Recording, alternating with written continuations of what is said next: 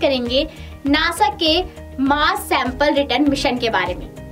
Mars sample return mission में मंगल से कुछ नमूनों को ट्यूब्स में पृथ्वी पर लाया जाएगा ताकि मंगल ग्रह के जियोलॉजी की डिटेल्ड स्टडी की जा सके। आने वाले दिनों में नासा का परसिवेरेंस मार्स रोवर दूसरी दुनिया में पहला सैंपल डिपो बनाना शुरू करने वाला है। यह नासा ईएसए यानी नासा और यूरोपियन स्पेस एजेंसी के गठबंधन द्वारा चलाया जा रहा है। मार्स सैंपल रिटर्न मिशन में वो क्रूशियल माइलस्टोन साबित होगा जो इन डेप्थ एनालिसिस के लिए मंगल के नमूनों को पृथ्वी पर लाएगा। नासा के परसिवेरेंस मार्स रोवर द्वारा वैज्ञानिक रूप से क्यूरेट किए गए नमूनों के अलग अलग सेट एकत्र किए जा रहे हैं, जिससे वैज्ञानिकों को इस सवाल का जवाब देने में मदद मिलेगी कि क्या लाल ग्रह पर जीवन कभी अस्तित्व में था। भविष्य में मंगल ग्रह के नमूनों की स्टडी के लिए उनको पृथ्वी पर लाने के लिए कई स्पेसक्राफ्ट के साथ कई स्टेप्स में और कुछ मायनों में एक सिस्टमैटिक और पंक्तिबद्ध तरीके से होगा। इस मिशन की प्लानिंग और प्लॉटिंग को एक शॉर्ट एनिमेशन में दर्शाया गया है। मार्स सैंपल रिटर्न मिशन के की फीचर मूवमेंट भी इसमें शामिल है। मंगल ग्रह पर उतरने से लेकर सैंपल ट्यूब्स सतह से लॉन्च करने और उन्हें वापस पृथ्वी पर लाने तक इस एनिमेशन में नासा की jet propulsion lab, the European space agency, Goddard space flight centre और मार्शल स्पेस फ्लाइट सेंटर का योगदान है। इस मिशन को 7 फेजेस में डिवाइड किया गया है। चलिए इन सभी फेजेस को डिटेल में समझते हैं। फेज 1 का हीरो है sample retrieval lander. Sample retrieval lander 2028 में मंगल ग्रह पर लॉन्च होगा, जिसमें नासा का बनाया हुआ मार्स रॉकेट और छोटे मार्स हेलीकॉप्टर की एक जोड़ी होगी, जो कि जिज़ेरो क्रेटर में परसिवेरेंस के लैंडिंग लोकेशन के करीब उतरेगा।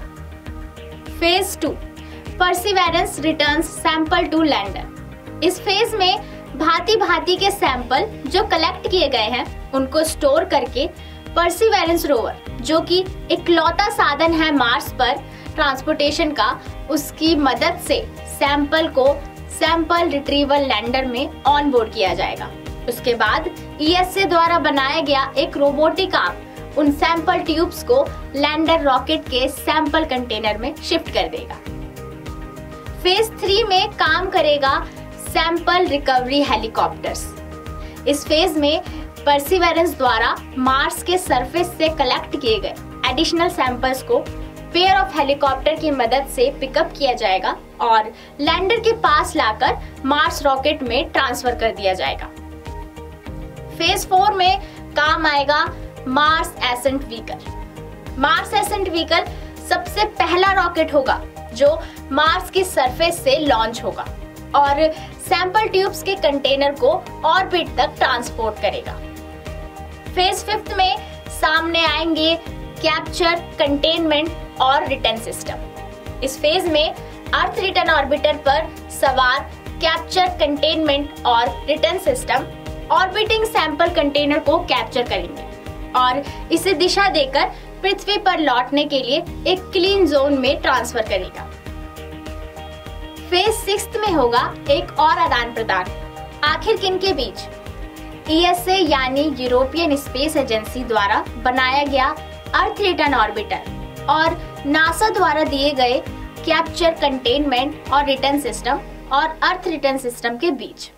यहाँ ये जानना जरूरी है कि ईएसए का अर्थ रिटर्न ऑर्बिटर 1 साल पहले 2027 में ही अर्थ से लॉन्च कर दिया जाएगा और बाद में मार्स ऑर्बिट में ही सैंपल कैच से मिलेगा।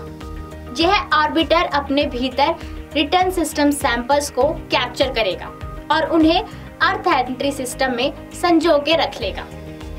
समय आने पर अर्थ रिटर्न ऑर्बिटर अर्थ एंट्री व्हीकल को संजोए हुए कीमती माल के साथ वापस पृथ्वी के आसपास ले जाएगा, जहां पर यह अलग होकर सेफली सरफेस पर लैंड हो जाएगा।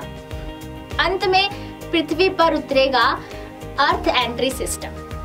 अर्थ एंट्री सिस्टम सैंपल को एक डिस्क शेप्ड व्हीकल में रखेगा जिससे अर्थ के एटमॉस्फेयर में एंटर करते वक्त यह हीट शील्ड का काम करेगा और सैंपल्स को एहतियात से पृथ्वी पर इंतजार कर रहे साइंटिस्ट को सौंप देगा।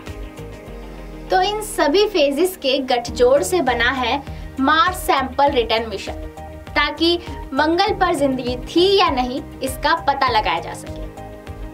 तो चलिए इस मिशन के 5 रोचक तथ्य भी जान लेते हैं।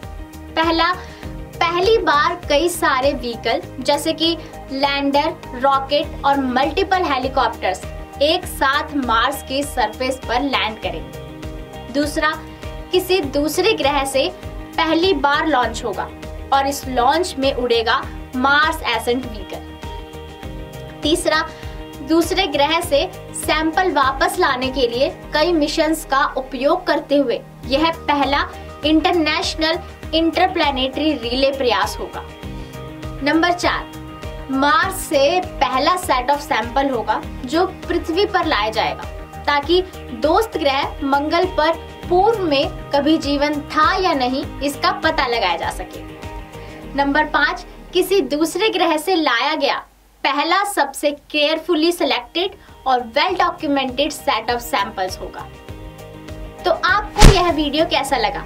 और हम जानते हैं कि आपके मन में अभी भी कुछ सवाल होंगे, तो देर किस बात की, कमेंट बॉक्स में कमेंट कर हमें पूछ सकते हैं या डिस्क्रिप्शन में दिए गए नासा के लिंक पर जाकर भी देख सकते हैं। तो दोस्तों, ऐसी ही और वीडियोस देखने के लिए हमारे चैनल को सब्सक्राइब कीजिए और हाँ, बेल आइकन प्रेस करना ना भूलिएगा। तब तक के लिए मैं रिया शर्मा लेती हूँ आपसे इजाजत, फिर मिलेंगे।